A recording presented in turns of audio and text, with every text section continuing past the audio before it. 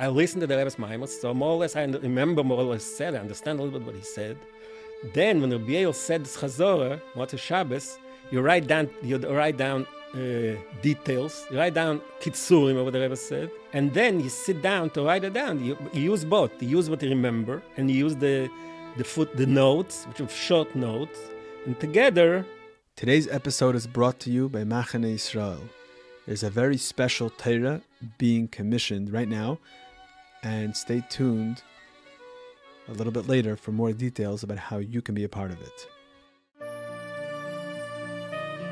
I'm Yossi Kamen. Welcome to Among Chassidim by Der Her, an ongoing farbrengen about life as a chassid, our vibrant connection with the Rebbe, and inspired living shaped by the way he teaches us each and every day. How are you, Rabbi Olidort? Baruch Hashem. Thank you so much for being here. Always happy to help. Okay, I appreciate that. I would like to begin and ask you if you can talk a little bit about your upbringing, where you came from. I know you're not born in these parts and not born in Eretz Yisrael, so you have a unique story. So maybe you can share that with me a little bit. Well, I was born in Russia, in the suburb of Moscow, in Tafshin Yud Zayin. My parents were all but obviously there, and I lived in Moscow, that suburb until Oder, actually it was Zayin Oder, Tafshin Lachov Zayin. That's when he moved from Moscow to Seoul.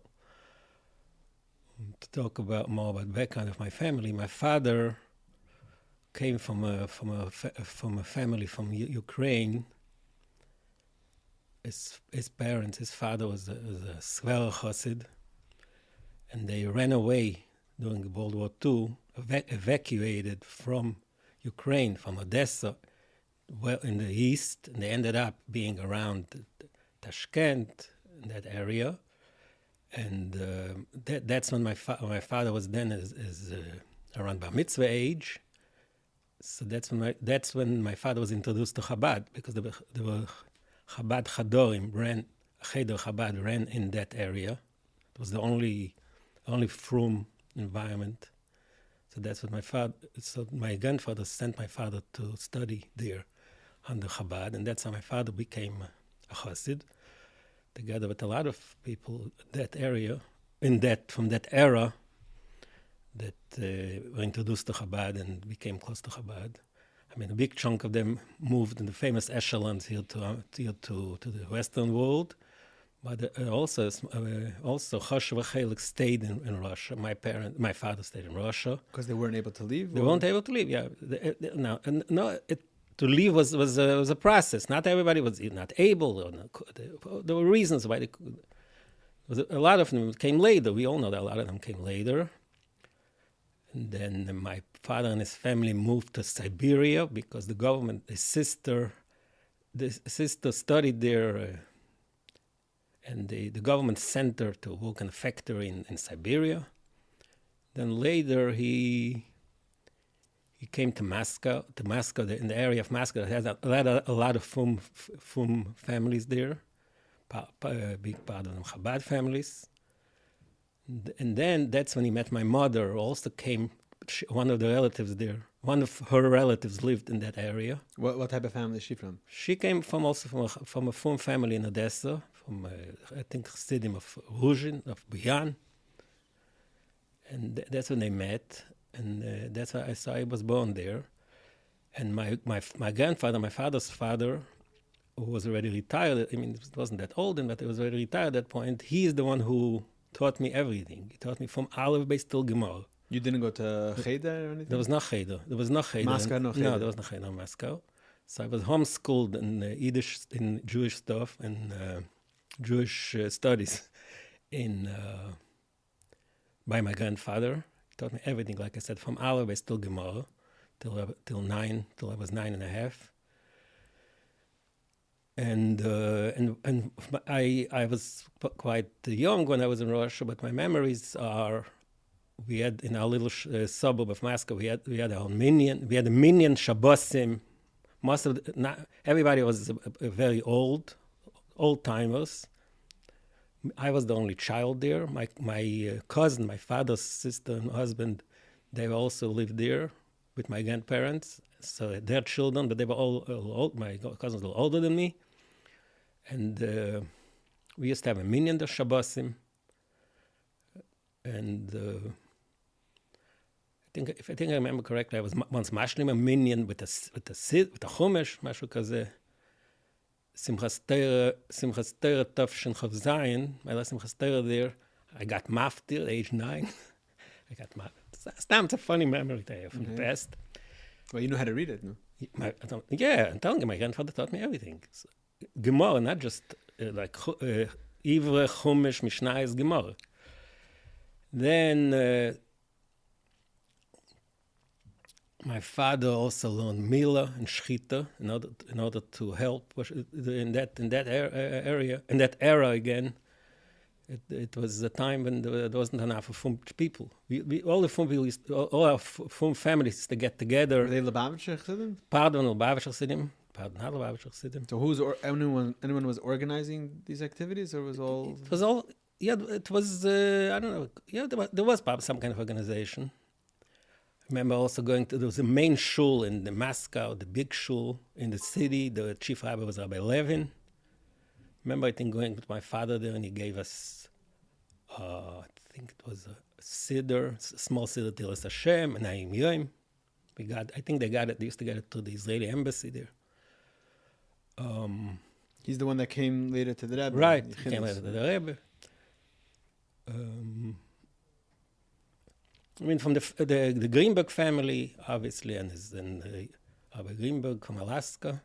His older brother Naftali was my age, and he had cousins. He had his grandfather, Rabbi Baron Chazan, and was other families. Were there any like notable chassidim that came around that you remember?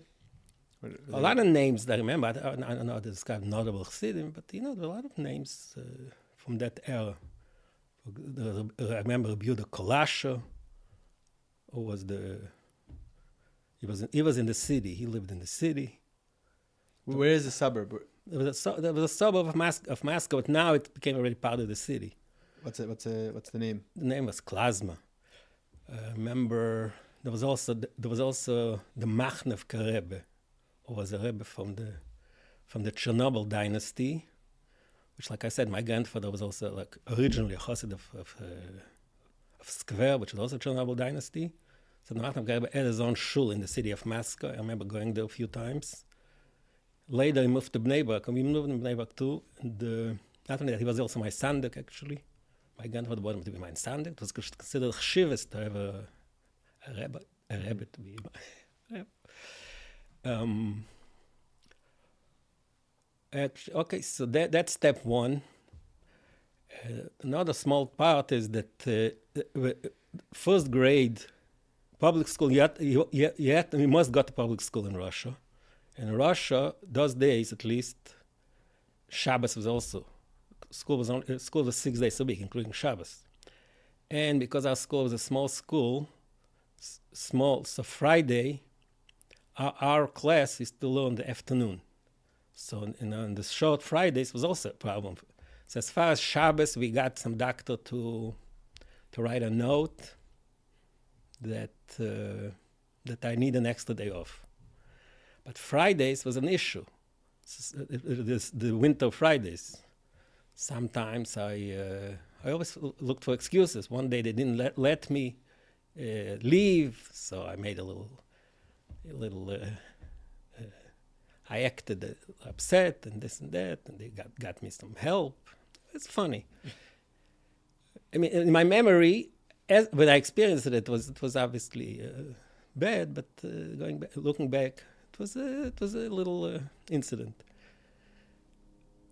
Was it like?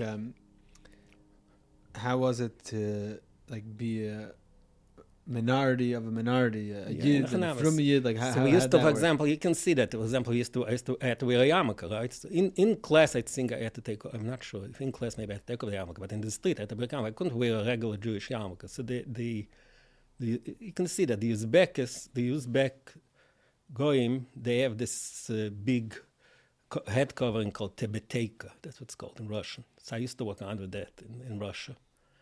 Some people today you can see it. Some people do it still. In it's some. Hard. The life was hard. So I was taunted as a Jew, obviously, but I remember I was sitting in public school. It was mixed. So I mixed times up a little bit. The beginning was that the first grade, somehow my father managed to get me out of the first grade. But the second grade, I had to go. They forced us to go. So all these things happened. I remember there was some girl there. She says, "I'm not Jewish. My both grandparents are Jewish, but I'm not." She told me. Stop. Memory. It turns out later on she moved to Israel, after 40 years later, 30 years later. Right. So she's I don't know anything about her. My mother told me about it. So that's step one, Shlav Aleph. Shlav Beis was that, like I said, Chav Zayin, Baruch Hashem, we moved to Eretz Yisrael. It was a process. They rejected us. I have a question before that. Sure.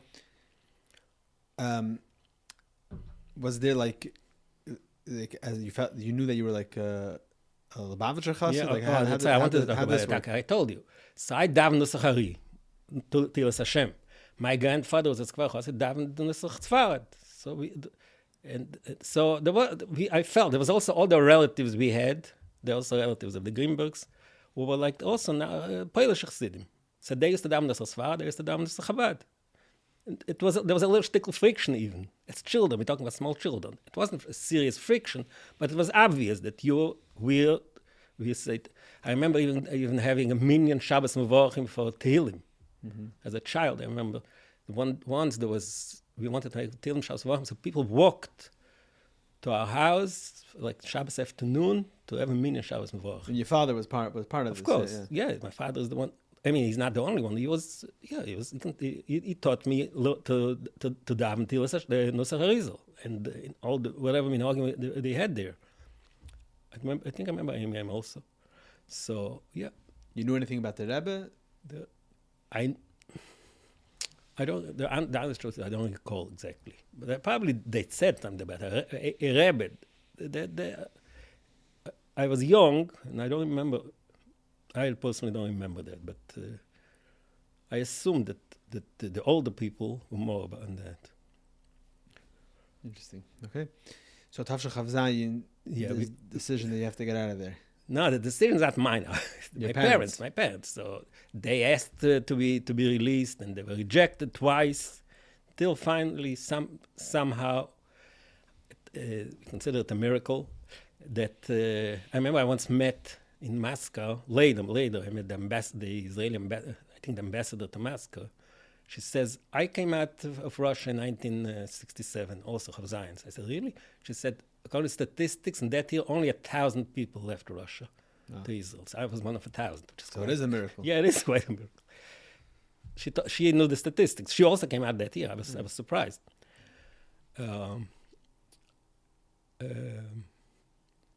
Okay, now so you went to Eretz Yisrael? Yeah, we got out to Eretz Yisrael with my family, and at the beginning we moved to Bnei Brak because our relatives, my mother's cousin, the closest relative my mother had, that was her cousin, so we stayed with them in Bnei Brak. We rented a place in Bnei Brak, and that was other Tafshin Chav Zayin. Then Pesach, Chalamayit Pesach Tafshin Chav Zayin, we took a trip to Yerushalayim to see from far. It was before 6-Day War. So we went up some mountain, I think, to see from far parts of Har HaBayis or Mashu Kazeh. It was a whole trip. It was a major trip. And then so when I came there, I went to Chabad Cheder right away. So there was a Cheder Chabad, a very small Cheder. There's a picture, actually. There's around a picture because some kid over there had a birthday or something. So there's a picture. A lot of people there that Chashev mentioned that day. Like Zalman Lando, Chaim Shlomo Diskin, and I don't see it. Maybe Yoske is also in that picture. And my Malamed was Zalman Leba Stulin. And it was exciting because, first of all, Zamlei Basoni was also my father's Melamed in Russia in the 40s. Yeah. So I had the same Melamed. And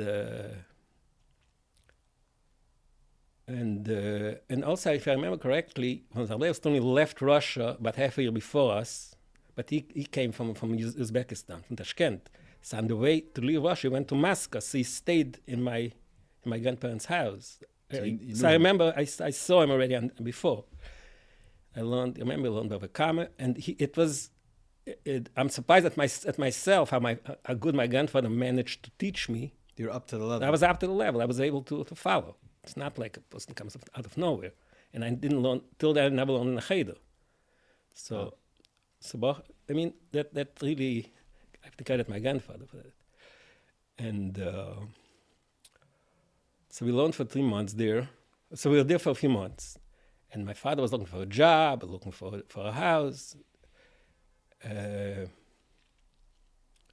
Then the 6-day war started. In Iyar Tovshin Chavzayin, right? Iyar Tovshin Chavzayin, I remember during the war, we came to Cheder. The Cheder is closed, so we had to run to a special underground place. I think it was under one of the shuls. Orlando, Zalman Lando was our classmate, so his grandfather, Bianca Lando, arranged the place. I think maybe it's not exactly, it's not Shukazeh. But in Bnei Brak, he didn't feel anything, he didn't hear anything. So right after that, the Yerushalayim became a place, so the government offered my father a place, apartment in Yerushalayim, not area. For free, but a special program, area on the old border with, in other words, before the war, it was Maamar on the border of Yerushalayim and Jordan, of Israel and Jordan. So they offered him a place there, and my father wanted to live in Yerushalayim. So right away, we moved to Yerushalayim, the base Tammuz Tavshin Chav Zayin. And the first day, obviously, the first time in Yerushalayim, we came there and we met the Chabad people there. We went as a farbrengens shekol Chabad in Yerushalayim, the shul, the base Tammuz Chav Zayin. I was still 9 years old, like I said. And we got to know the few Chabad people, important Chabad people. There was Tuvia Bloy, which became a good friend of my father. And I also used to give later. He used to give shurim in his home in Alter Rebbe Shulchan Aruch for children. Like I remember going there, and there was also the maniach of the cheder. Then was Reb Shalom Leib Eisenbach, Alav Shalom, who was later he moved to Montreal. So he had a strong effect. He was my Melamed there in the beginning. He was also the maniach, was the Melamed. So that's I already started in a regular Chabad Cheder Yerushalayim. For a few years after him, I had the Menachem Wilhelm, and a lot of important people. And then later, I had my Bar Mitzvah Tovshin Lamed. So that was the first Bar Mitzvah in Tzemach Tzedek Shul. Tzemach Tzedek Shul was renewed, in the old city. Tzemach Tzedek Shul in the old city, it was still some old they turned it into a factory. You're saying the Arabs, when it was under... Exactly, when the Arabs turned it into a factory, and then Chabad took it over, so it was being rebuilt, and they finally finished the downstairs. It should be able to make it simcha there. So I think it was the first Bar Mitzvah Tovshin Lamed in Tzemach Tzedek Shul. And then at that point we moved from the cheder was in Shikon Chabad, which was the shul is now. We have the Yerushalayim downstairs, the Chabad shul. And then we moved to yeshiva. The yeshiva Teras Semes was then on Chav Meir Shorim, the end of Chav Meir Shorim, near Breslev. You're familiar? No, I'm not so familiar, but yeah. Not familiar. Okay, so it's the end of Chav Meir Shorim, and that's what I was from Tovshin Lamed till Tovshin Lamed Gimel. There I had the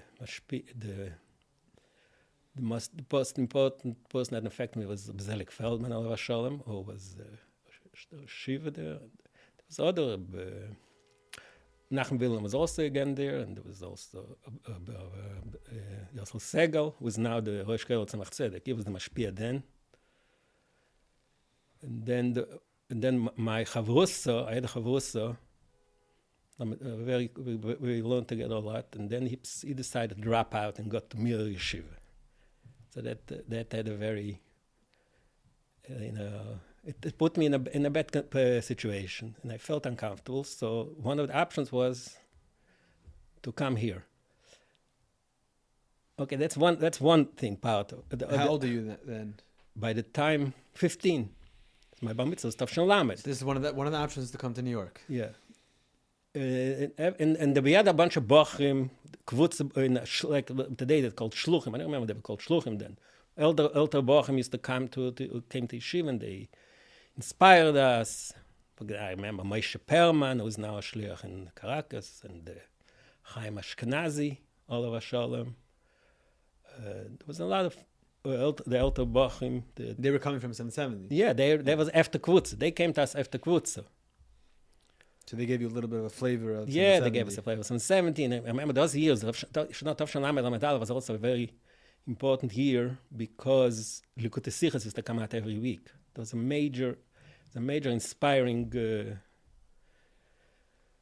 and you would get it. Thing. Yeah, we got the Likud, and everybody would learn and koch very much on the Likutim. I remind myself now, I want to tell you, I remind myself that Shalmei Beis was a Melamed, so I think over El Tafshan Chav Zayin, one day he speaks to the boys and says, you should know the Rebbe was Machadash, a new way of learning Rashi and Chumash. I must tell you, it's unbelievable. And he gave us this thing. He says, and everybody who has a question, tell it to me and I'll send it to the Rebbe. The Rashi sichos. Rashi, not in the sichos. Shaila in Rashi. You have a shaila in Rashi. I'm saying, but he introduced you you to the concept of Rashi sichos sichos when they were 9 years old. Mm-hmm. Today, children 9 years old, so I learned Rashi sichos with my 8-year-old. It was difficult. Yeah, but, can you imagine? Yeah. So I'm saying, remember I even gave him some kind of question. Stop. So I'm saying that these types of things were already started earlier, but we were children, we really didn't appreciate it. But when we got to yeshiva, and we had the bochrim that came from 70, and we had the likutim that used to come out every. It was very inspiring, and there was no the hookups yet. No, wait a minute. Okay, you're right. Okay, hookups also. I remember the hookup situation. So the hookup started. The first hook was Yuchvat of Shalamed. That was also an important event. Mashiach Sefer Torah, the whole. Yeah, Mashiach Sefer Torah, right? I remember about Mashiach Sefer Torah, but the whole idea was the first hookup. The first hookup was Yuchvat of Shalamed. I remember waking up in the middle of the night, like 3 o'clock in the morning. That was the time that our times were still organized before we become a bocher, you know. Right. So 3 o'clock usually asleep. So you woke up 3 o'clock, and we lived then in the middle of Yerushalayim, in Sanhedrin, to walk. It was a nice walk, like maybe 20-25-minute walk up a hill. It was a long walk in the middle of the night. We come to yeshiva, and there's a hookup, and it's a gate nicht. Like you can't hear, you could hear. It was quite sporadic, but it was the first time we heard the Rebbe. It was extremely. Then I was still 12 years old. Yuchvat Rosh Hashanah was only 12. Rabbi Mitzvah was Elul. So, but I do recall it. But later, the Shidurim started to become more organized. It was also part of the inspiration. So you were already listening to the Rebbe's farbrengens in Sure, Israel. not that I'm saying I understood, but you didn't understand then. No, I understood something. Some things I understood. You're young. What? Lefierach, my age, and especially when the Rebbe spoke about some things that when he spoke about a Gemara, something with especially something that we learned in the Gemara, etc. It was very inspiring, obviously. And so then the option to come to New York starts developing. Yeah. There's a few reasons. First of all, like I said, I lost my chavus, and in the yeshiva in Terasemes, I don't know if I want to talk. It wasn't. I didn't feel comfortable, and it was a big ruach. Let's go to the Rebbe. Everybody was talking about it. So El Lamed Gimel, I ended up here. You were off. I was ended up here. The first month I slept in some Lubavitcher family on Carroll Street because their son was punctual my class. So he was in your class. He came also from a Lubavitcher family. He came learn up in Terasemes. I don't remember why. His last name was Donner. What was his name? Donner. Okay. He lived on Carroll Street because I stayed Tisha in their house. Just stay means sleeping. And Tisha Lamed Daled, anybody who knows Chabad history, was like one of the, it was a major month. Funny, to me, it felt, this is what it was. I didn't realize later that this was something very, very different from the year before and the year after. Because first of all, the Yom Kippur War happened then. The Rebbe farbrengens, and the Rebbe spoke, he thought that there was a munah, but there was a lot of things happened that month which didn't happen later. But to me, that was my introduction. So you came... like, I fell right into the... bang. Yeah, with a bang, like you say, right. I fell into Tisha, and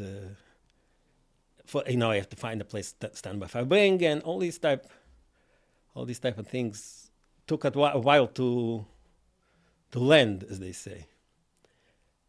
And then also there was a lot of interesting things that happened. I don't remember the details. We're talking something about more than 50 years ago, but there was then a cloud that no yeshiva can accept someone unless the yeshiva he comes from gives a zettel. And Terasemis didn't want to let me go. So I didn't get the reshut from Terasemis to leave, really. So I had to struggle here. So for a month, I was just sitting in 770, sleeping on the bench, and like it was really homeless. Oh, sort of. And but then late in the end, Olidort took me in. I went to the truth is I went to Morristown also to try Morristown, but so I wasn't happy. I came to be by the Rebbe, but I'm going to be Morristown. That's where I came from. So and I ended up being an Olidort. The Olidort then, it's totally not the Olidort of today. There was a building called 695 Eastern Parkway. I don't think it exists anymore. So there was 695. 695, which is on the corner of Brooklyn and Eastern Parkway. Across the street, on the side of where Olidort is today. Yeah, on the side. That's the Kehos that had something there once. Not Kehos, Sossever on the Kehos. Yeah, okay, later. Yeah. So 695. There was Olidort had a branch over there from the older Bochum. The yeshiva itself was in Rheinis. In Troy. So there, I remember learning there also, doing Tisha, maybe I was like dort nechet. But then, when in 695 there was Rosh Yeshiva was Rabbi Saul Friedman, the Mashpia was Shlomo Majeski. That's what it was. And there were three classes there. The oldest class, the difference was probably for the Alter Bochum, also the shurim they got was but you were in Alter Bochum. Exactly. I was the youngest. I was 16. In El Talamadin, I became 16. I came there I came to 70 when I was 16. So you ended up with older people? No. There was also three grades there. There was the highest grade. I was in the lowest grade. That was my age group. I want to share something special that's happening through Machne Yisrael. Many of you listening can remember the moments that you spent in the Rebbe and the Rebbe's home. Whether it was in the Rebbe's physical presence, or whether it was davening, or a special occasion that you recently were in the Rebbe and the Rebbe's home, and how powerful those moments were. Now there's a new Sefer Torah being written for that purpose. The Torah that is being finished now will be used in the Rebbe and the Rebbetzin's home, and it is commissioned for the Rebbetzin. Before it is finished, each of us has a chance to be part of it. You can buy a letter in the Torah. Think about that. Your letter will be in the Torah that's in the Rebbe and the Rebbetzin's house. It's not every day that we have a chance to be part of something that has permanence in the Rebbe's home, and it's a huge sichos for us and our families to be a part of it. Don't wait until it's too late. Go to Torah1304.com right now and purchase a letter while it's still available. Let's all have a part in this Torah together. One of my good friends from those years, Olav Shalom Lipa Dubrovsky, he was a friend of mine. He was in my class. There was a guy, Avon Baruch Yunik, Olav Shalom, and then we have Yosel Katzman, That was my class, the low grade. The higher grade was Yossi Gurari at Detroit, Shalom Haritonov, noch nehmen, Yosel Machkin. The middle class was Shalom Bergorari, he's in Brazil, and David Zalmanov, the Mashpia, and Mendy Lukarski, the Rov. Mm-hmm. So I became a chavos of Mendy Lukarski. And we learned together for a year. So one year, we were there in Olei Torah. Rabbi Sol was our Mashpia, our yeshiva. We learned Masechtas Shabbos. And Shlomo Jeske was our Mashpia. We learned Ranat. Shlomo. We learned Ranat by him. I remember at one point, you see, in the other interview, it was mentioned that at that point, Lamed Daled, the situation with the Anochas was very schwach. There was no Anochas. So one day, Reb Shlomo Jeske decided that we were going to write Kitzurim of Anochas every the Wochim in that group will write Anochas. Everybody got his piece. My lot was Likutei Levi Yitzchak. So what I was saying, you have to slow down over here. I have to process what's going on over here. So now you're moving on from Olei Torah to the... I'm saying unrelated. No, it's unrelated. I'm just want to say one point what I remember of Shlomo Jeske. Okay, yeah. So his daughters are not. I just want to tell you one cent. Mm-hmm. So everybody, like the elder Bochum, that's Gary, they write the first sichos. Some people are the Rashi sichos. Somehow I ended up, I know that maybe it went on for, didn't go on for too long, a few months. Or I forgot, one of my classmates was also Nachum Shapira, Masker Bezen.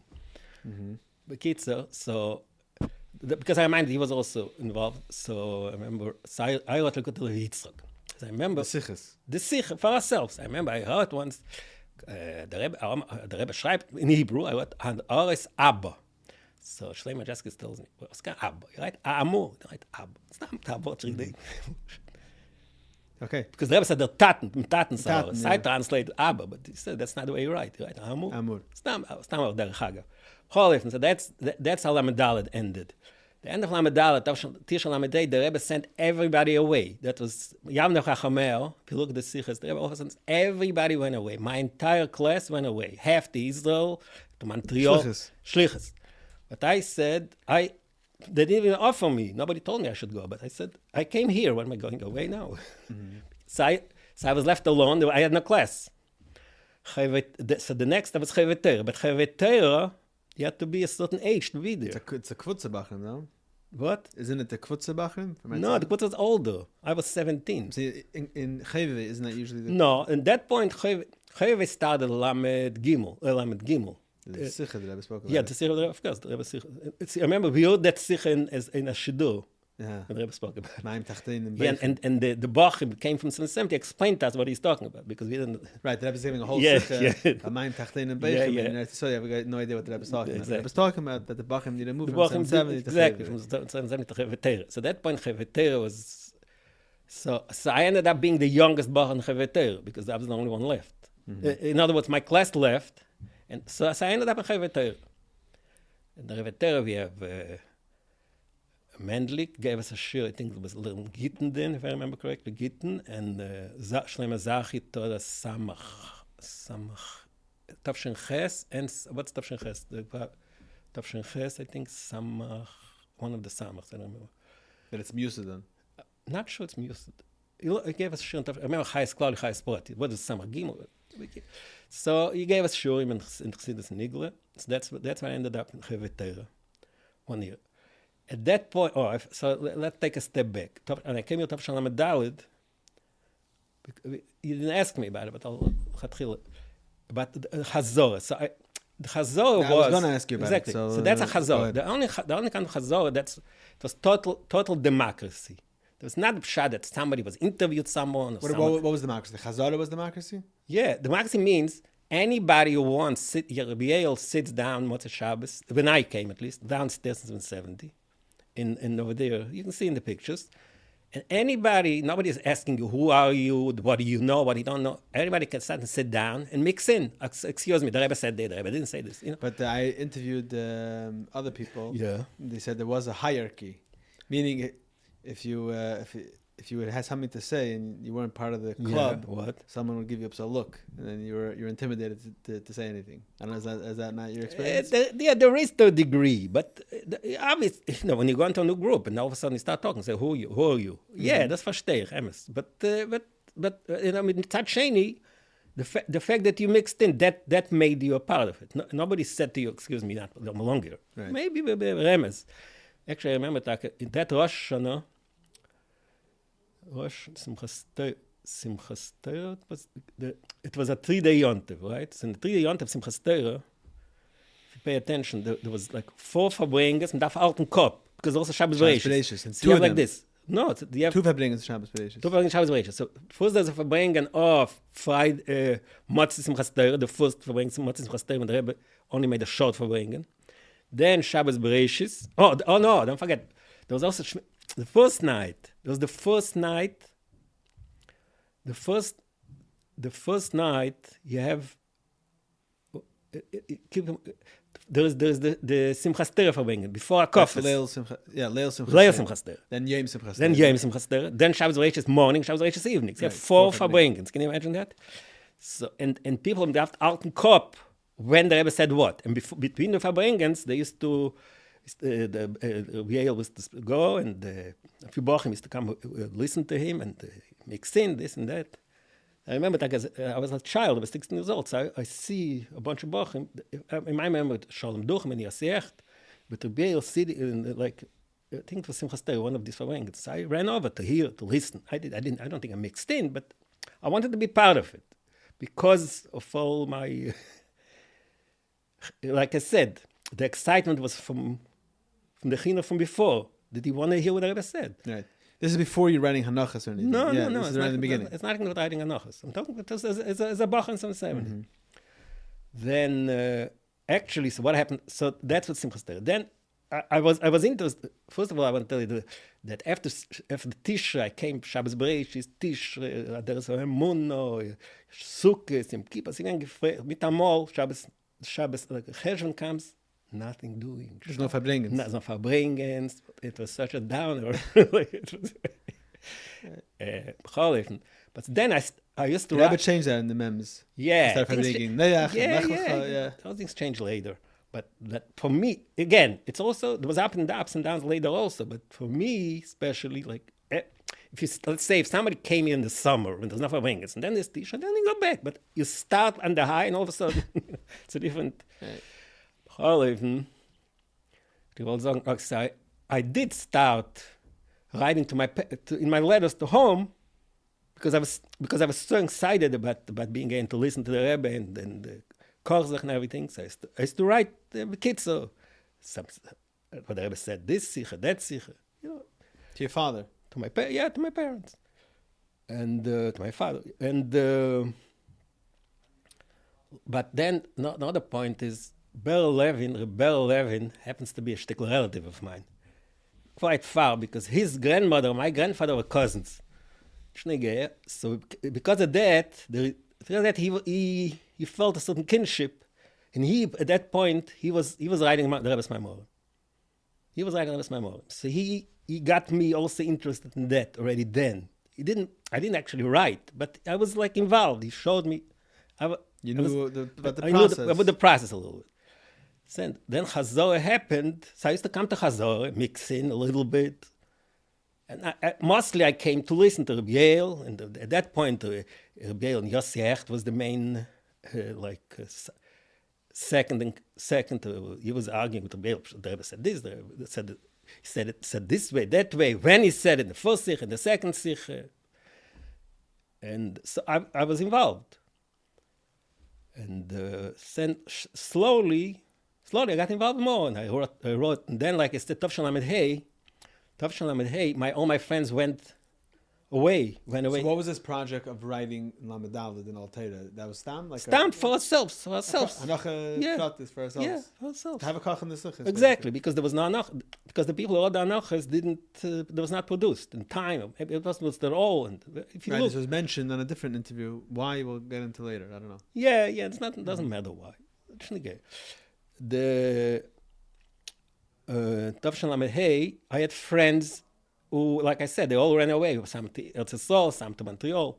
So I used to write also, send them my rishimas. Not full anochas, but kitzurim from the sichos.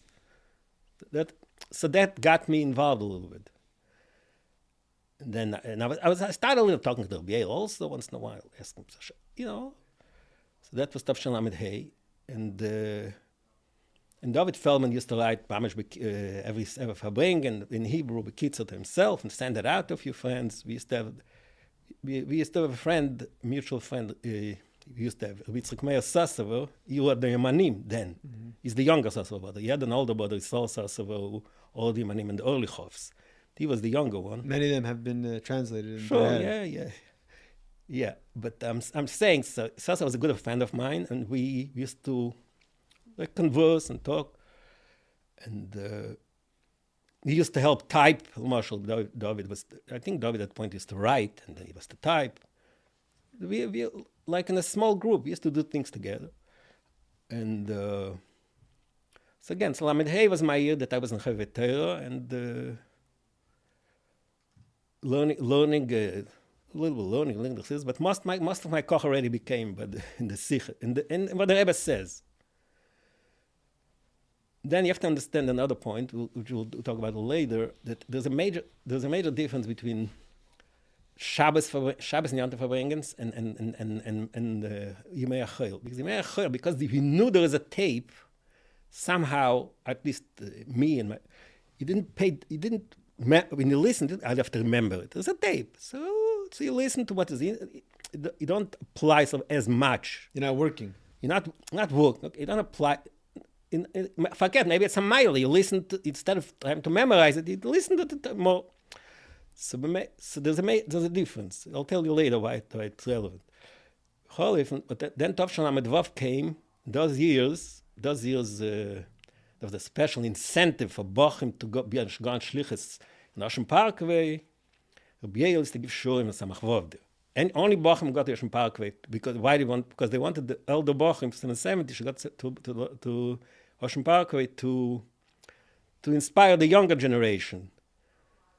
So I also applied for that, so to speak. My Chavrus, Tzvi Greenblatt, the shliach in Russia, in Argentina, he convinced Rabbi Mentlik that I'm royal dover. So we went together. There was a group of guys. David Feldman was there. You know who else was there? I don't remember. I don't remember the other names now. And so that's how we got to know the younger generation. Like, who was the young class then was, there were two classes in Mesift in Ocean Parkway. What do I remember from the older class? Itchel Pus, Shemenar Rosenfeld, Alti Buket, became later my Mechutten. He was from the younger generation. And then we had the Rabbi Dorten, Rabbi Lapkovsky, and Rabbi Buket, Rabbi Ushpal. And the ikar is that Rebbe Yoel gave a shir on Chassidus, Samach Vov. And the mashpia there was Ber Lipsker, actually. Official mashpia of the younger generation was Ber Lipsker. So Rebbe Yoel used to give us a shir on a cheder Samach Vov. That's when we really got, at least me, that's when got really a chunk of Rebbe Yoel's learning.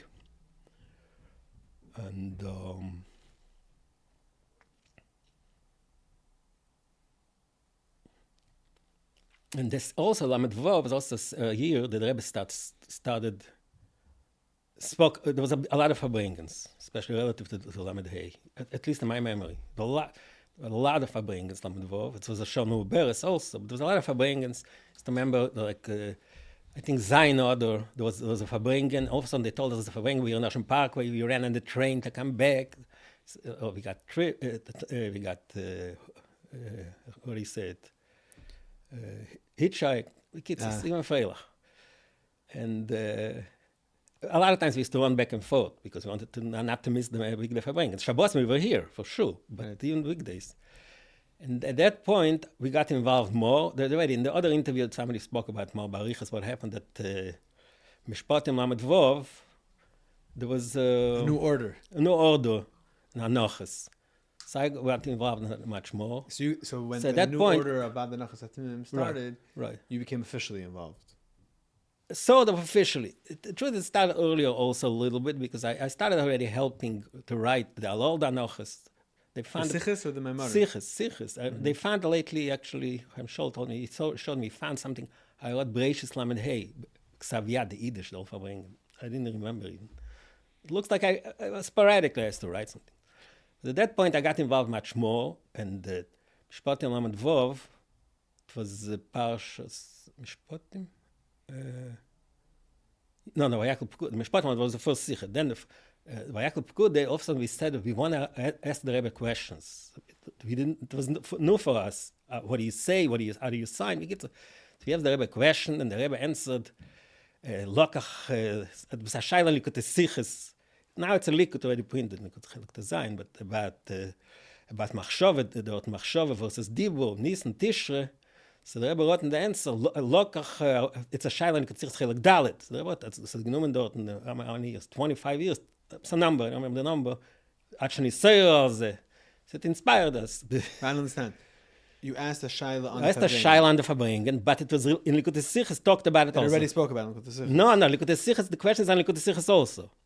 Okay. So the Rebbe said, well, it took you so long to remind us to ask a question. Something was printed so 24 years ago. As the Rebbe is enjoying that. Yes, that it was, asking of course. The Rebbe was it gave us some huge boost. The Rebbe answered like ganzen Koch. Then the way we organized the Anoch is then, again, I don't want to get into too many details, but the Tzvi Grimbert is tried the maamorim. Tzvi Grimbert tried the maamorim, Shalom Chatan looked it over. And Dovid Feldman is tried the sichos until the Maamar. Now he's tried sichos after the Maamar. The Rashis. Rashi and the Kutavitzok, whatever, the Kehos, everything. And so then after the Rebbe answered us, we got a little more brave. So we started asking questions. So in the Maamar, you can see it's all printed these days. Kseinas Bat Kodesh Shabbos Tzav, which is Shabbos Agodol, I think. Shabbos Tzav, the Rebbe said in the Maamar, the Rebbe said something that didn't fit, but the big Kahuna something. So, and when I was sitting before the farbrengens, person was sitting next to me, Zisl Pekarski, showed me that Teres Reish says something similar, which also doesn't fit the Chumash. So I said, can I ask the Rebbe on that Teres Reish?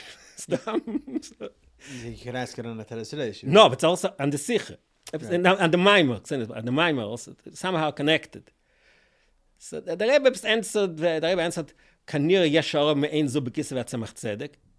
We never found it Tzemach Tzedek, but later when the Yigis Kodesh was printed, it looks like the Rebbe... Translate what the Rebbe said. The Rebbe said that this kind of... It's our Or and a Maamar and a Teres Reish of the Mittel Rebbe, so the Rebbe says that there is probably this type of comment by the Tzemach Tzedek somewhere. But later we found, when the Yigis Kodesh was printed, that someone asked the Rebbe that question in the Yuds, in a letter to the Rebbe, the same question, the Teres Reish, and the Rebbe... there's no clear answer. I don't remember the answers. That was the beginning of a situation that we started sort of writing, asking questions of the Rebbe. Would you look for what to ask? Or no. If you didn't understand something. Yeah, there's always, the Rebbe spoke so much and so many topics. There was always things that you can ask. Didn't look to ask, but we got the breitkeit to ask. So you would, once you got an answer from the Rebbe, you would write the Hanocha based with that understanding. Sure, no, but usually it wasn't in the general concept of the Maamar, but on the detail. Again, don't forget, Rabbi Yoel Kahan was always involved. Still, it always involved him in the same. We asked him, it's not like he was always like. Overseeing it, not in the direct way, but if there was something serious, we asked him. And if you find today it's all in Sichos Kodesh, but you'll find the Lamed Bavel Lamed Zayin, you'll see there's a lot of answers from the Rebbe and a lot of farbrengens because it was all based on that thing. So Lamed Bavel Lamed Zayin. So then, so Tzvi Grimbert is to write maamorim, but what happened was he in the summers used to go to Argentina. So somehow. I took over for him. I don't remember exactly how it was decided it's not like I was especially knowledgeable or anything. Yatsa kacha, sorry. That I took over for him in the summers. So I started writing more in a more organized way. So actually, I don't remember some Zayin. Okay, so so then the whole Amid Zion, we start sichos, maamorim. I mean, again, like I told before, all the sichos after the Maamar, but I don't remember if every farbrengen. But the important thing is, I don't know how important, but the interesting thing is that when it came to the tape farbrengens, we were not still medayik and writing them down because it's there's a tape. Anybody who was there can listen to the tape. Those days it wasn't as easy as today, but it was still. I think when they printed Sichos Kodesh, Chaim Shal talked about it. Part of that Veda was to write the Hanachas of the weekday. Exactly. You guys didn't do it. So if they're making a book, they had to write from the tape. They did it from the tape. And the Rebbe was very adamant against Miluli. So you can't just take a direct transcript from the tape. Right, that's what it has to be something you can read. It has to be readable, you have to check the mekoros, the fix, v'chul. Among Chassidim is brought to you by Chassidische Der Herr. We live in a chaotic world. A world where for us Chassidim, as a seinu, lei ra'inu, we do not have the ability to hear and see the Rebbe on a daily basis. Yet we know that the Rebbe is very much with us, and the Chassidus Chabad is alive and thriving more than ever before. One needs to only tap into it. Chassidische Der Herr provides you and your family with the tools necessary to tap into all of this. Whether it's the monthly magazine, the way it all began, whether it's Der Herr books, Der Herr online content, and so much more. Men, women, and children throughout the world benefit and use these tools on a daily basis. Whether it's children enjoying the children's magazine that comes along with the regular Der Herr, or enjoying the children's podcast, whether it's bachrim in yeshivas receiving the Der Herr, whether it's girls in high schools enjoying Der Herr club in their local high school. People all over the world and from all walks of life enjoy and utilize these tools and take advantage of it. If you're not already subscribed to the Herr Monthly Magazine, do so today at derher.org. That's DERHER.org. Der Herr is a dynamic organization which is committed to continue providing these tools, grow on a constant basis, and do all that we can to help this effort. Baruch Hashem, it takes a lot of resources and finances to make this all happen. You can be part of Der Herr through your financial support as well, through visiting our website derher.org, or through contacting us to setting up a meeting. Thank you very much. Enjoy the rest of the podcast. Amid Zion was a very interesting, intense year. A lot of interesting things happened. We asked about the questions.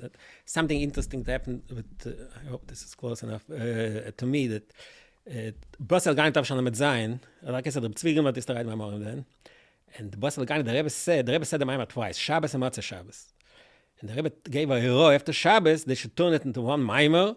The main maamorim should be the one from Motzei Shabbos, because that was Ne'emar Barabim, and in the bottom should add the additions from Shabbos. So Tzvi Gimel wrote it, the Rebbe was magiert. Then after Shabbos, the next Shabbos, B'Shalach, the Rebbe said a maamorim, in an imam tilachem. And again, I don't know why Tzvi wasn't there. So I wrote it, and we printed Anochas about Mimim. That was one of the chidushim of the new Anochas, so to speak, was everything came out right away. So the Rebbe said a maamorim in an imam til. Oh, actually, it's a tape. Maybe it was a tape. So we right away made it and printed it. All of a sudden, the Rebbe takes the printed maamorim, the way we did it, the way I did it. It was from a tape. Yeah, it was on tape. So when I got the maamorim from a tape, I was 19 years old. Okay.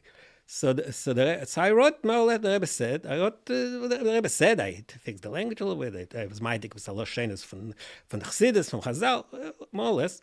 So the Rebbe wrote Lahak Muzo. That it's not written in the Papa's style, but it was still magiert, and he wrote Hanocha on it. And then we, in those days, we used to give it a second time. After it was typeset, we used to give the long, it used to be called galleys, but the Rebbe was Magia a second time, and it came out. That was like my first experience, the Rebbe's Magia maamorim that I wrote. And not that if I would have known the Rebbe's Magia, I wouldn't even do it. Usually Rebbe Yoel will do it. Usually, this actually, Basel gar nicht, Tzvi Gimel did. somehow I did it just to help out. Right, and the Rebbe ended up being Magid. They ended up being Magid. Okay. So that's what happened in the Mount Lamed Zayin. Yudalef Nis Lamed Zayin was also something interesting. The Rebbe said, that just a memory that I have, that the Rebbe said, that was the Bnei B'Seir. The Rebbe said in the Maamar, in Sichos, Daf Nissen, Tzibur Sheteves Tzadikim Beinen Rishoim, which steht in Kehos Yaakov. Kehos Yaakov, his name is Yales, the famous Kehos Yaakov. Kehos Yaakov is in Kabbalah, but also had Moloi Roim, Sefer Nigel. It was a big place. That's what I was farbrengens. So we look, those days there was limited ways how to get sources. We look, we can't find the Kehos Yaakov. We can't find it. Later, by the way, it was found in Kehos Yaakov. Not an Erech Tzibur, it's a different Erech. By the time we couldn't find it, so we ran around, we found it was a sefer, the sichos Tzibur Shoim, in a sefer from Chido. Kikar Lod and Chido, another place. So we right away ran to Rabbi Groner, to the Gefunden. So he told it, the Rebbe said, Chido is given a Garisa Pesach. If you could do Chido. Yeah. It was interesting. I'm just a memory that I have from those days.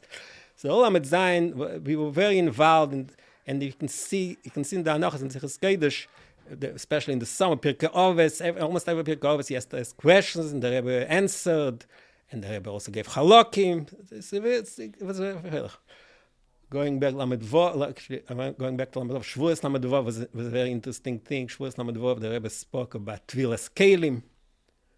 But Tvilas Kelim, the Rebbe's Chidush, Machshirin Minei Iso, that the Keli becomes, it's like Geirus, because the Keli was in the end of a goy.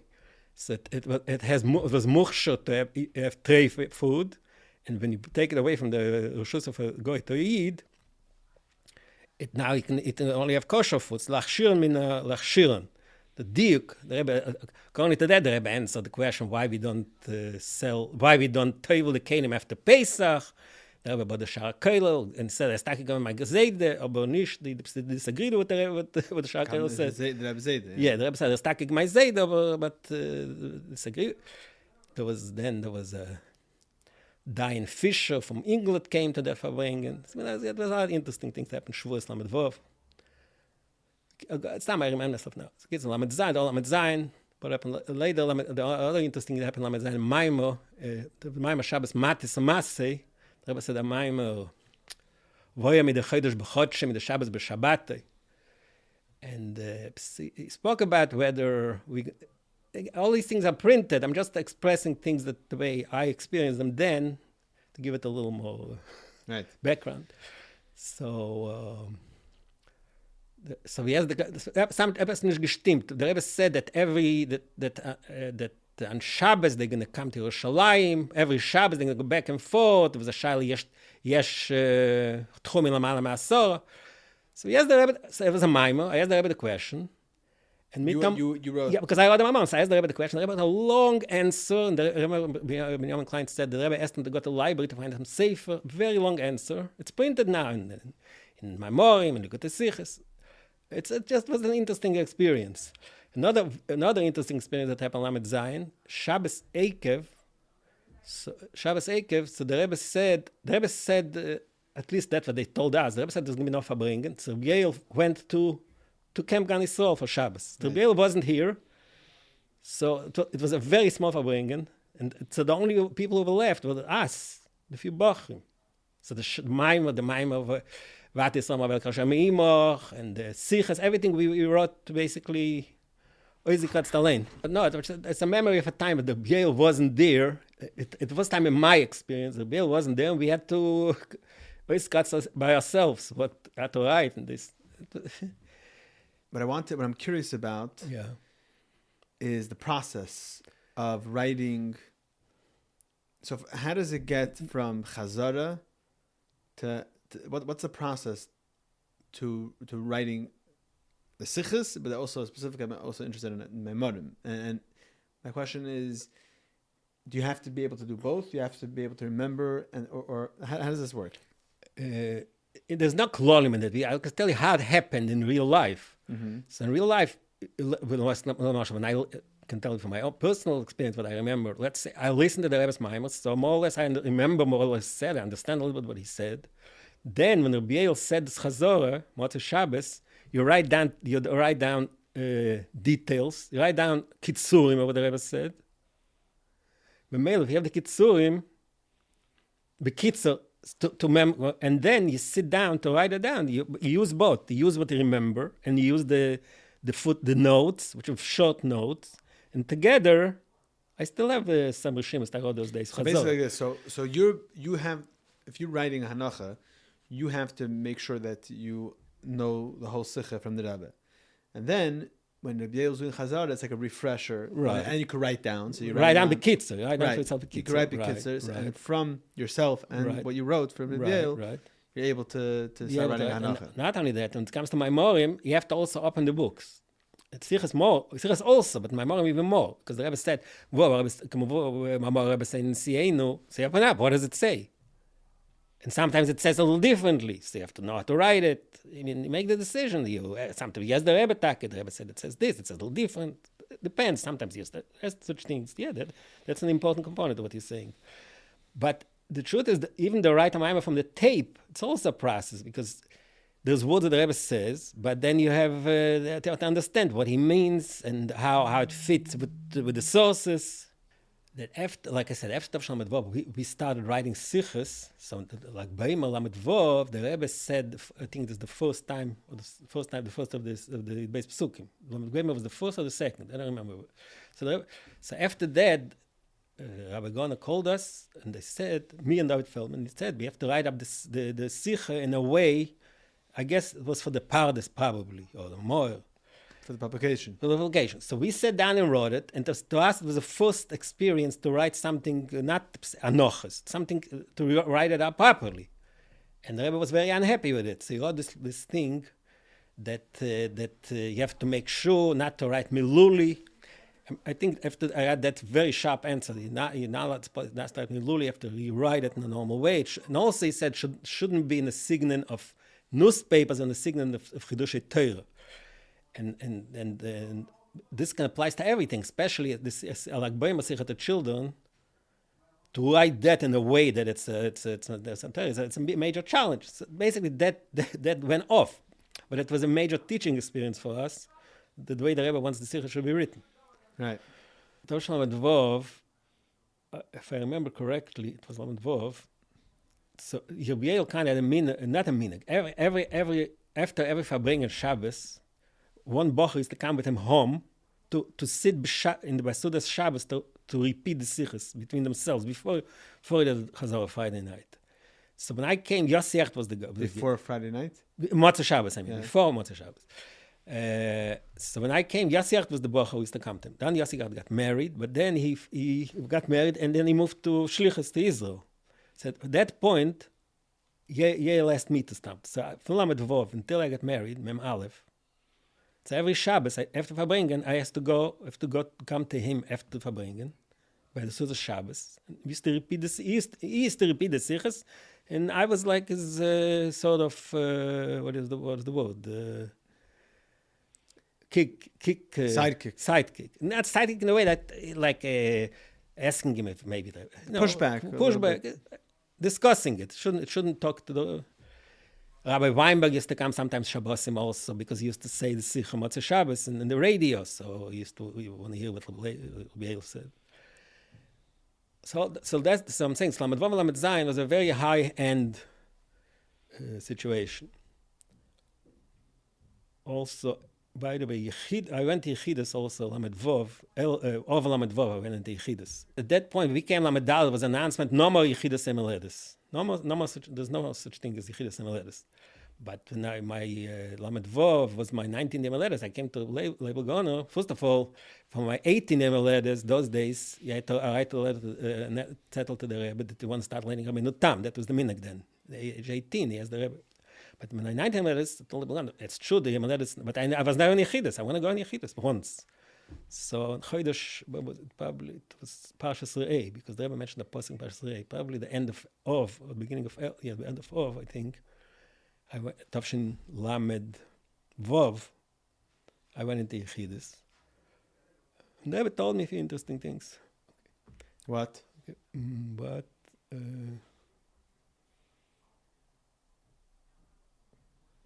the Rebbe spoke about three things: the importance of Shmiras Hasdorim, because obviously I wasn't Shem Hasdorim, but and the Rebbe had a report about it. yeah, no, and I wrote myself to the Rebbe that I'm having a hard time. It's a big challenge for me, and the Rebbe spoke very strongly. It's important. Shmiras Hasdorim, Miftzoim.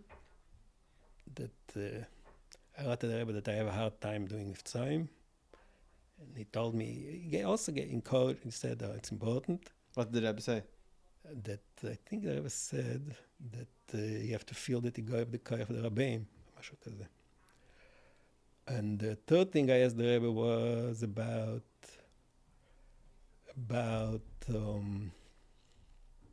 memory, that I felt that I don't remember when I learn. I learned Gemara, and this I don't remember everything. Mm-hmm. So the Rebbe said something interesting, that you should, every time you finish learning something, you should write down for yourself in short the teichen. He said something, cook auf ein Zegel, like every 10 minutes or something. Write down to yourself the kids of what you wrote and translate the kids of what you wrote. That will help you memorize things. It's interesting. Then the Rebbe in Yechidus used to go with the pen, with the pencil, first he read Zettel once, and then he went back with the pencil and everything he wrote, answered, and then he took my name, when he put it in my name, he said since he came from Acher Masach Barzel, and there he had a hard time, it was hard to Shmiras Termitzes, and here you came out of there, so you have to utilize the fact that you're now in a state that you can do it. You have to take advantage of it. You have to take advantage and also appreciate it. Not just appreciate it. Use it. That's generally I remember from that Yechidus. Okay. Going back. We're going to have to go through this. That's a little bit more than a typical I don't know at the time, I think. No, but somebody told me once the Rebbe used to say that to people who came from Russia. Mm-hmm. Somebody told me that once. Okay. So what I want to tell you, that all of us, Lamed Ches, after what happened, Lamed Ches, after the Rebbe's heart attack. Yeah, so the whole thing changed, because there was no more Shabbos farbrengens. Do you remember what I told you earlier? The big koch wasn't Shabbos farbrengens, because you have to memorize it. So the whole idea of memorizing, because the Rebbe said playing Matzah Shabbos. Everything was Matzah Shabbos, so there was a tape. So that part, it was a little bit of, in a way, a letdown. There was a mile of the tape. We didn't have that experience of sitting with chazara and korzach and try to understand what the Rebbe said. The truth is, in the beginning, when the Rebbe was, the few Shabbos when the Rebbe was Magia, I was sitting with Reb Yoel, typing what he wrote, helping with maamorim.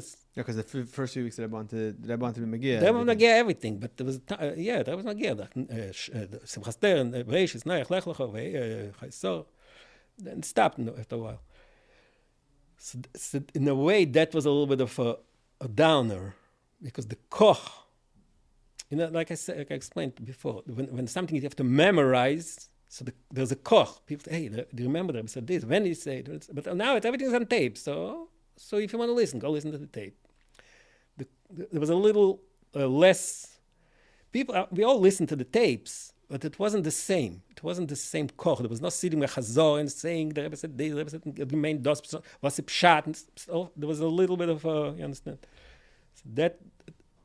So from, basically, from Tam Shalom Etches, till Tavshin Mem, till the Rebbe started farbrengen Shabbosim again, the whole Moised changed the form. It was more taking tapes and rewriting them. So there was no push, like we said earlier, that anything was on tape. Okay, people can listen to tapes. You don't feel it must come out today. Did Yoel do chazara then? No, there was no chazara. No chazara, exactly. So then, Pesach Lamed Ches, David Feldman went to Israel, and Sachar Shal Pesach Lamed Ches, in a way I felt I was left alone. I was the only, obviously there was a bunch of guys around, but I wrote the sichos, I wrote the Maamar, and not only that, but the Seder Lamed Ches, the Seder was a Seder in Verband, the Rebbe came, so I think it was Verband already. So I wrote down what the Rebbe said then also. When the Rebbe came to visit the Bach. The Rebbe came to visit the Bach. That's a memory I have from Lamed Ches. Then, but the maamorim, we still are the maamorim. At that point, I think it was, at that point I don't know what happened, but there was a fight 11 from Australia. So fight 11 at that point got involved also in in writing the maamorim a little bit for a little while.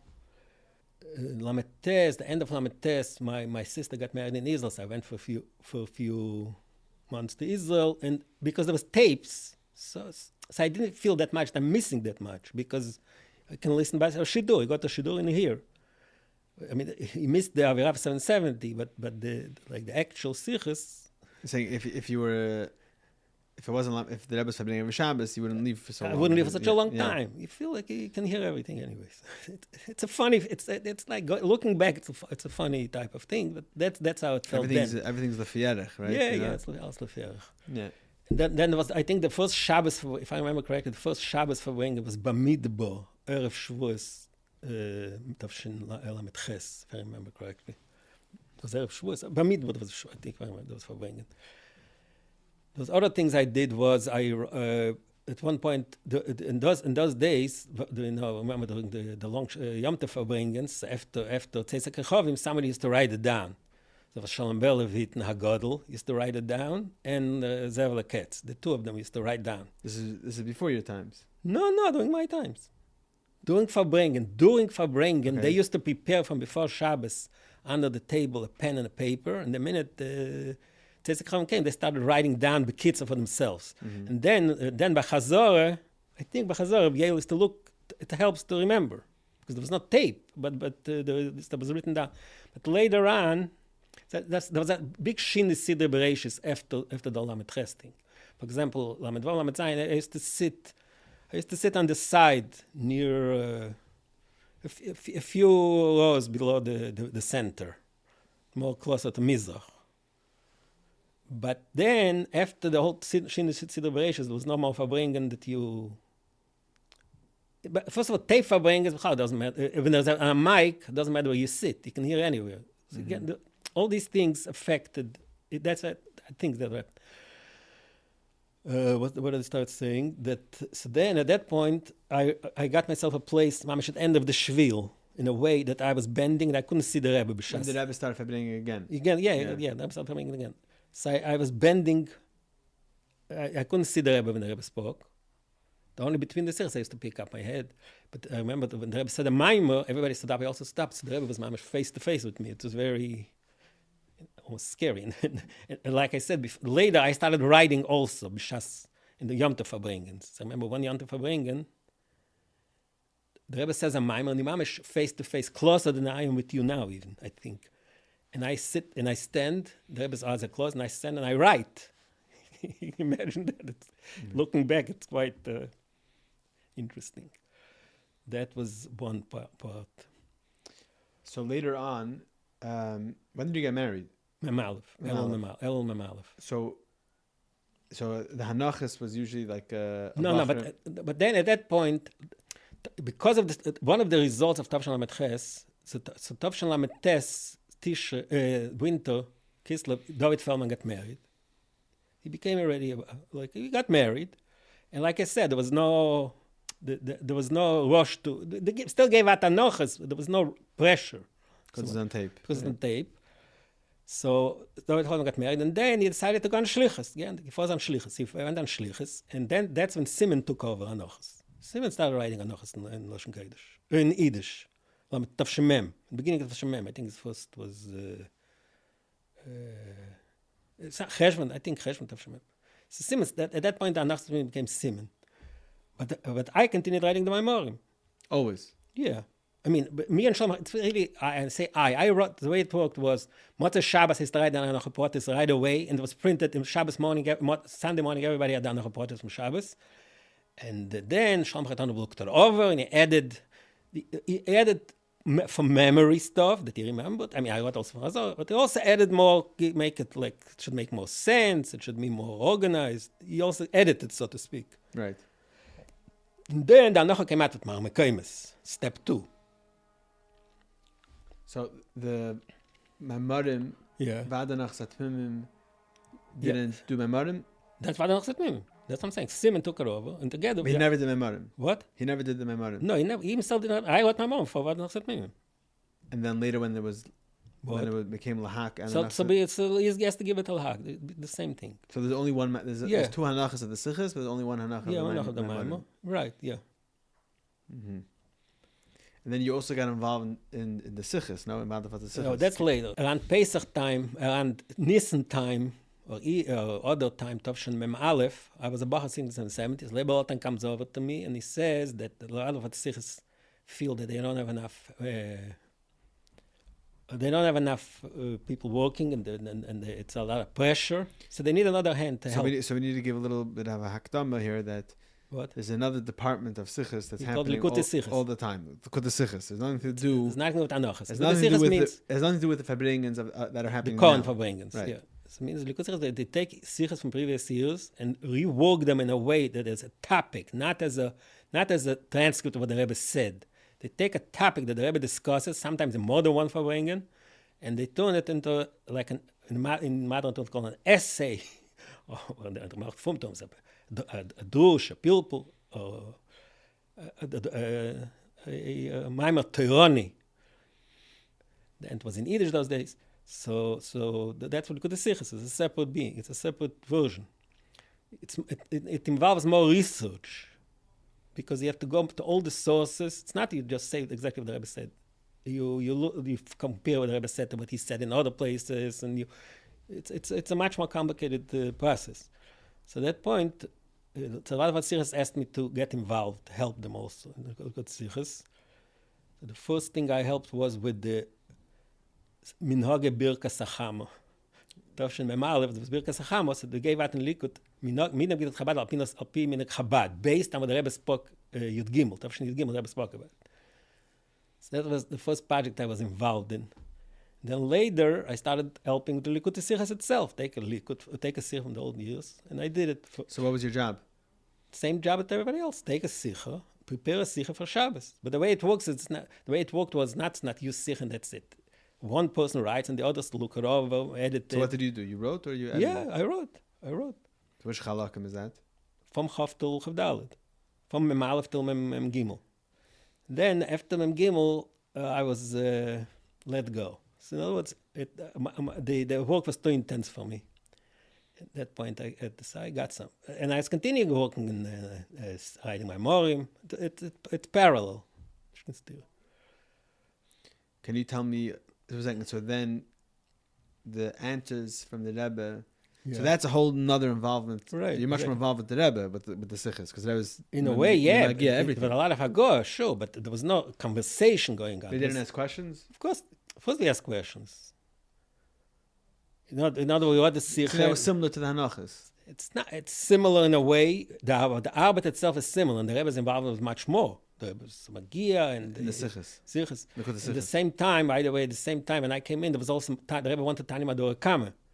So the Vada Sichos also was involved in doing Tani Mador Kama, and people, like the Rebbe said himself in the Farbrengen and Vayishlach Membeis, that the families, everybody, they didn't sleep because Rebbe wanted it out very fast. So it was Tani Mador Kama also.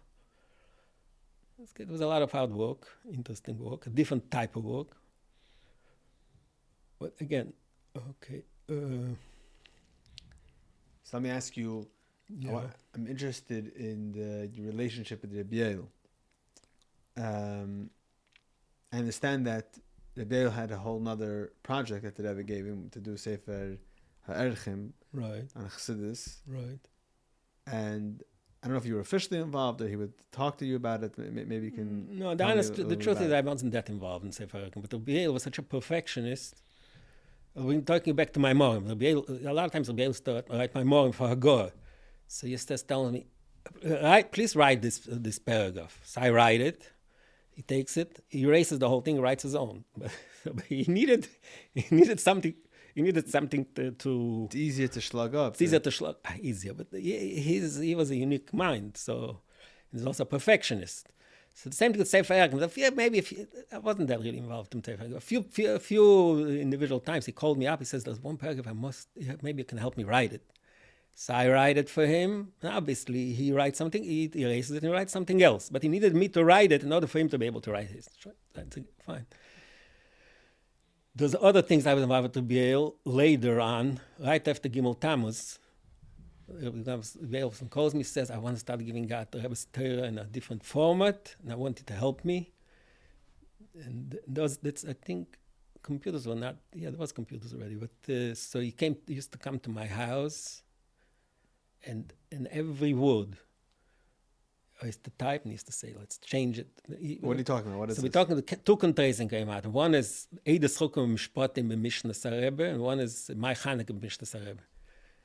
So a lot of work went into every word. But like you can see from Sefer Erkim, it took him such a long time because he's a perfectionist, and besides being a perfectionist, he assumed that when people read his text the way he reads other texts, that every word, every ois is b'diuk mamish. Because he sees depth in he thinks people read him the same way. So mainly he writes about, no, if you write it that way, people may make the mistake that it means not exactly that. So you have to write it differently. Like, the diuk is outside our floor. Mm-hmm. And so the same thing was with this contrasting. Bis zu gekratzt. So the first one, the Eides Chukum Mishpatim, was because the Gimel Tammuz happened Parshas Chukas, Chuk. That's what he wrote in Zon Agdom. Anyway, but it petered out somehow later, and that was these two, and then there was Machshavas Achsidus, which he calls Mihus and Shalisol. So he spoke about it by phone, and people already published books from it, but he decided he wants to write his own version of it. Also, hours and hours we sat in every word. There was a lot of. It was an interesting experience, the way he paid attention to every detail and he wanted to make sure that there's a source for everything. I remember, I think in my Hanukkah, the two things, also in Botuk days, he said, there's something I remember the Rebbe saying that I can't find a source for it. But I remember 100% the Rebbe said it. It bothered him that he didn't remember where. Mm-hmm. But so he wrote, I don't remember what was exactly the kvetch that he couldn't find the source. But I think the one thing I told him, hey, what about this? He says, it's obvious, but the Rebbe didn't say it. I'm not writing it. I'm writing only what the Rebbe said. There's a daikon in this way. Is there anything that in the way you did the hanachas, mm-hmm. like in hindsight, something that you would do differently if you would be doing it now? What he's saying is the understatement of the millennium. In other words, I can't see myself writing this anymore now. Because now when I read and listen, I see so much more that I missed. That I can't even relate to the way I wrote it then. To the way it's a different world. Because you're older and you know more. Probably, maybe that also because I know more, and also because I'm a different person. It's not the same. When you're young and you're very focused on just right, I was saying, going weiter. Today, you look more for nuance and depth. What you're saying it needed a certain like pshittus. Yeah. In order to do like to be able to just write what the Rebbe said and get right. But later, it's a chison because I'm sure I missed a lot of nuances because I didn't have the knowledge and the capacity to right. I mean, anyone will tell you if you learn something. Right. Every decade, if you learn it again, it's a whole new discover new things. Yeah. So I guess maybe that's what was needed. And it's I'm not. It's interesting that Hanachis was but the truth is, I wasn't different. And the only difference that happened since we started Nachas was until then, every year or two, the people who did it went onto their own lives. Everybody did their own life. They did it as a bachrim. We do it. Chazara, the sichos and maamorim, and do it and go weiter. But the Nachas started a situation that the person does it. It's almost like shlichus for life. This is who you are, and you stay like that. So like David did it, and Simon did it. In a way, I did it also when I got to maamorim. So you did it all the way till the end. But again, any time that Rebbe Yoel always had precedent. If he wants to write a maamorim, for sure he would write it. Whenever he wanted to write a maamorim. Once in a while, he would decide. Yeah, once in a while, either because they like the maamorim or whatever. And sometimes there was once or twice I wasn't there, so Shalom Haritona wrote it. It was other, like I said, but it was like you devote yourself. This is your calling in a way. what we start, like you see, the Mazay still writes. But in the Chofs, all the people who wrote, like Label Shapira, all these, he wrote his my sichos and everything beautiful, but then he moved on in life, as they say. You know. So, what would you say is the, if you look at all the maamorim, it's interesting that maamorim by the Rebbe is like a detail. By the previous Rebbe, maamorim is the whole thing. Yeah. By the Rebbe, it's like a detail. It's a 4-hour farbrengens, and it's probably sometimes the shortest part of it. Right. So, I'm curious. It doesn't have to be the maamorim only, but I'm curious. What is like? How would you describe the Rebbe's? When you look at all the maamorim, all the Rebbeim, what is the Rebbe's? What is the contribution of the Rebbe is like to Lagabi the what chassidus existed before that?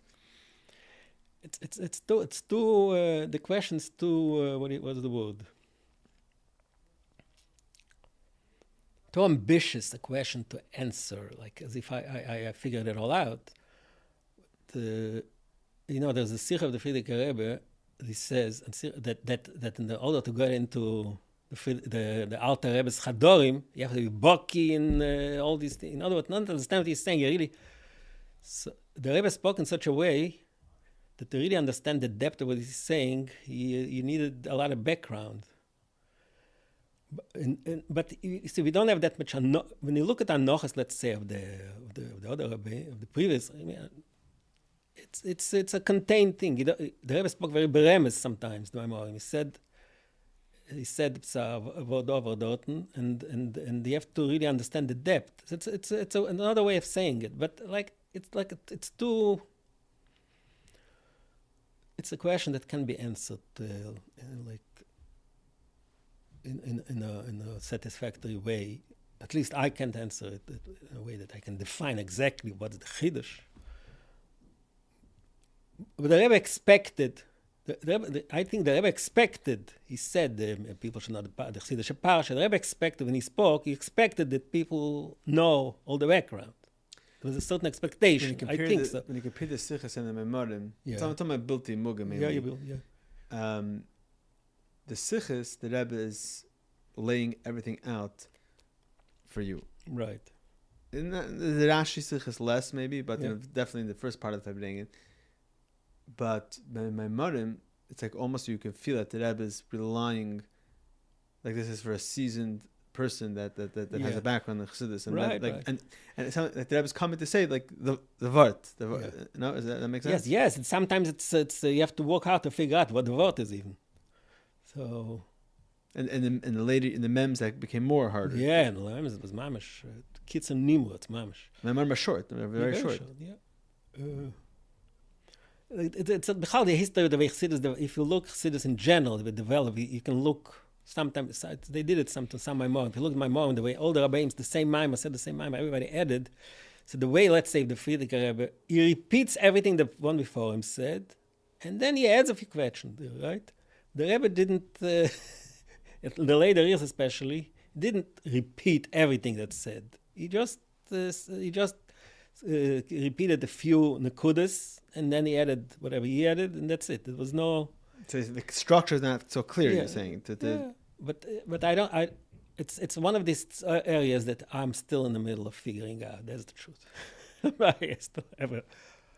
It's not like I haven't figured out. Now maybe you could say that the Rebbe also was saying in Yoni Chassidus in the sichos.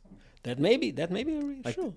To me, I don't know if it makes any sense. I'm asking you, but to me it seems like everything was about a maamorim, and it seems by the Rebbe it's a farbrengens. So the Rebbe could, first of all, every time the Rebbe says maamorim, very often the Rebbe started explaining things in the sicha afterwards about the maamorim. So it's one unit. There's a farbrengens. In the farbrengens, the sicha could have more chassidus than the maamorim. Whatever. Does that make sense? Yeah, true. What's unique about the maamorim is limited to the structure the way it was established by the previous rabbeim. So the questions are more or less the same. Even the answers are more or less the same. And the Maamar chazara that he quotes are the same. And it's all within a certain structure. In the sichos, more free. He just discusses the concept without being limited by the structure of the previous Rebbeim. So it's a different way of saying things. But in the sichos, is more about certain sugyas. A Maamar is usually connected to a specific dibra masri or concept. It's different. When I get look at the sichos, later that was Tavshin Mem Dal, but then Tavshin Mem Zayin, I got involved because then look at the sichos started coming out in Hebrew. So then I worked. It's a different type of. I didn't write sichos. I was one of the editors to edit the Lashon Kodesh. The Lashon. The Lashon. But obviously, when I did the Lashon, I also gave. If I had a Hor and Teichen, I also gave one. Right. I have a question for you. The Rashi sichos and the Haaretz and the Rebbe's father and the Zayar, all of that. It seems to me also that the Rebbe, almost like the Maamorim, that the Rebbe said it. Like depends like when it needs to be like this can definitely be elaborated. I'm just telling to yeah, but the truth is it's also it was just like with Maamorim. The first 10 years till the Maamorim were quite elaborate. I'm talking about later years. Okay, the same thing can say about the Rashis. In the first 5-10 years of the Rashis, the Rebbe was much more he got involved much more. Remember the story he asked Yafi to count the questions. He was more involved. The later years, it was a little less. It was more bekitzer, beremes. You're right. Look at the Yitzchak, I'm not sure. Kehos has its own way. And then there was Rambam, but in other words, some of them he looked almost like he says it because it's part of the process. You have to talk about the Rambam. And sometimes he spoke, but like he appeared in the Rambam. It's like an Indian to Mavayr Rambam. Right, it's like it depends. So you're saying with the years that changed. Yeah, I think it changed but with the years. The first sichos, what? It looks like to me also, and like in the mems, like the main farbrengens is till the Maamar.